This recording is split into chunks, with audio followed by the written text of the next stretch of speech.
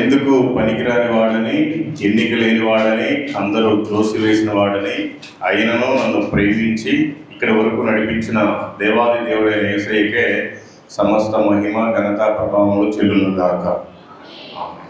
నాకు ఈ అవకాశం ఇచ్చినటువంటి పాస్టర్ గారికి, వారి కుటుంబానికి నా హృదయపూర్వకమైన వందనాలు.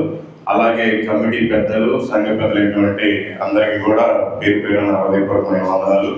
వచ్చిన మీ అందరికీ కూడా నా ప్రత్యేకమైన వందనాలు. నేను పాస్టర్ని కాదు, జస్ట్ మీలాగే ఒక విశ్వాసిని.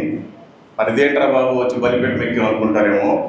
నేను మీలాంటి విశ్వాసనే కానీ నేను ఒక సువార్థికుడిని. నేను రోజు కారులో ప్రయాణిస్తూ కనిపించిన వాళ్ళందరికీ కరపత్రికలు ఇస్తూ, బైబిళ్ళు ఇస్తూ, అక్కడక్కడ వాక్యాన్ని బోధిస్తూ వెళ్ళిపోతూ ఉంటాను. సో నా సాక్ష్యం చెప్పాలి అంటే దాదాపు 2.5 గంట పట్టింది.